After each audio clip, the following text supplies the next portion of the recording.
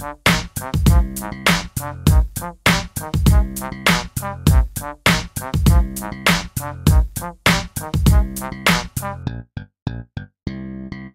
continuing my end of the year special with top 10 hidden gems. This may be considered a bit of a cop-out since it basically is me having a, top 20 games of the year, but I thought these hidden gems were kind of not talked about in a lot of video series or other websites, in that they are all fun games, but they do have flaws. They're not, the pinnacle of the best things of 2017, but they are very, very good games, if that makes sense. So in no particular order, let's get right into it. So let's begin with Nidhogg 2. Now, I've never played the original Nidhogg, but it always looked like a fun, kind of different fighting style type of game. But I was wholeheartedly amazed by how addicting Nidhogg 2 was. It's just a fantastic 16-bit style graphics with just, a little bit of modern sheen to them. Very gross. It's kind of like a Nickelodeon show with all the big, huge guts and colorful blood flying all over the place. It is just so simple. You just go right if you're the right person, you go left if you're the left person. You're just trying to get to the very end to be eaten by this giant dragon. And that's about it. Things can go crazy, super fast. There's more weapons than the first game. It's just an insane party game, and it's just fun to play. Next, SteamWorld Dig 2. Big fan of the original game. This game is 100% more of a experience, I suppose. There's more upgrades, there's a bigger part of the story, there's different places. You're not just going kind of deeper into the mines, there's other locations as well.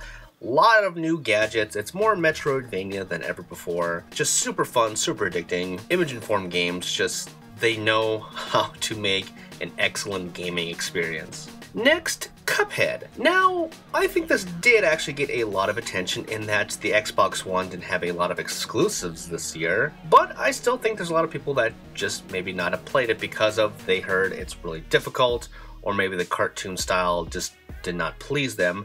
And you know what? The cartoon style is what drew me in, and it is really hard, but it is forgiving. It's a lot like Dark Souls and Bloodborne, which I know a lot of people have said before, of course, but it is a good analogy because those games are hard, yes, but they are fair. And if you give this game enough time, you will get ahead. It just takes a lot of practice and a lot of mentality. If you played a lot of retro games, you know that you have to recognize the patterns, and you will get down to it. It took me a long time, but I did make a good portion of the game. I did not beat it because, again, it's very hard, but it's just gorgeous. It's just a masterpiece of what video games can be. Dragon Quest Heroes 2 is a nice improvement of the original one.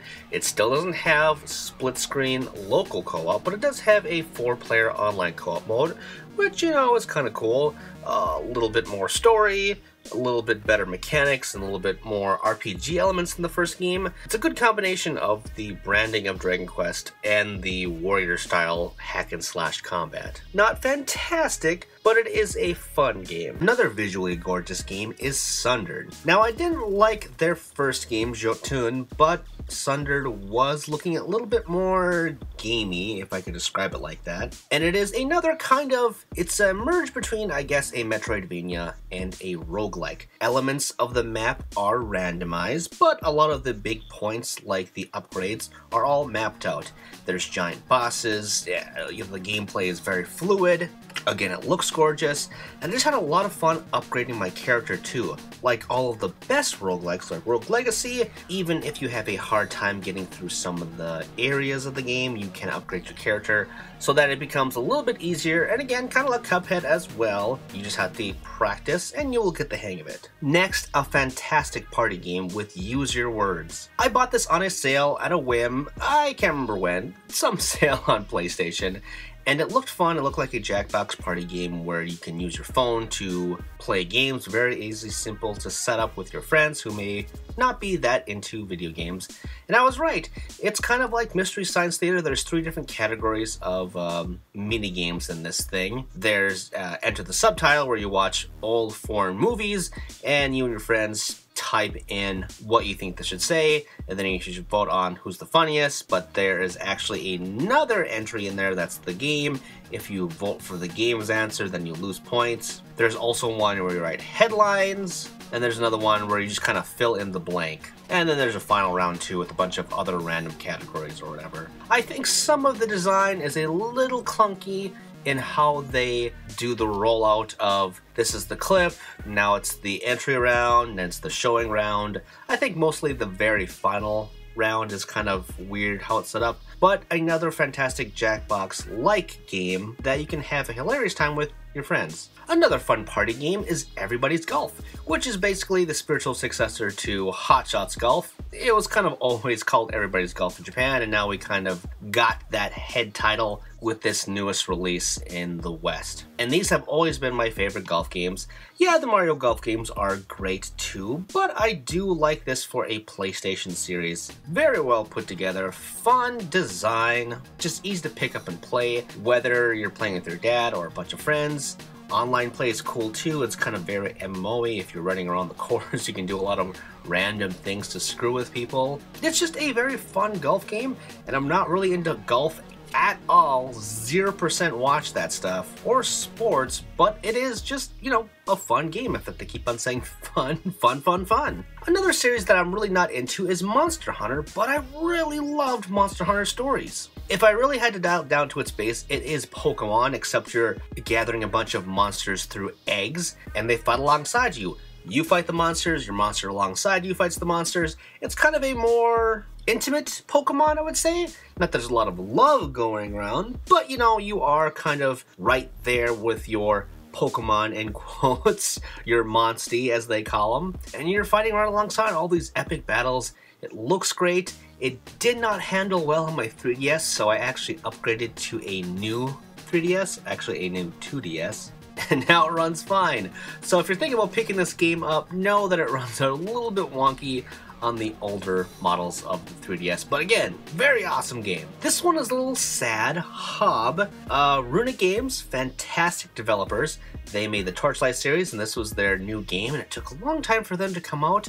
And it is kind of a nice little Zelda-like. You're going around this world, nothing is really communicated to you that well, everything is kind of mimicked, so it has a lot of bit of a journey vibe as well, but you got a sword and you're battling monsters and you're solving puzzles. A very cool, distinct design to everything, but sadly after this game launched, Runic Games shut down. It just made me feel so terrible. I tried to do my best to get my review out there and sing its praises, but I guess it just wasn't enough. Well, even though they're shut down, you should definitely still check this game out. It is a very good swan song, I would say, but a sad swan song at that. And lastly, we have Battle Chasers Nightwar, which is based off of a early 2000s comic, Battle Chasers, that didn't run too long. There's just a handful of issues, and this is kind of them continuing the story. You might recognize the art style from Joe Madureira, who created Battle Chasers, but you'll know him from the Darksiders work.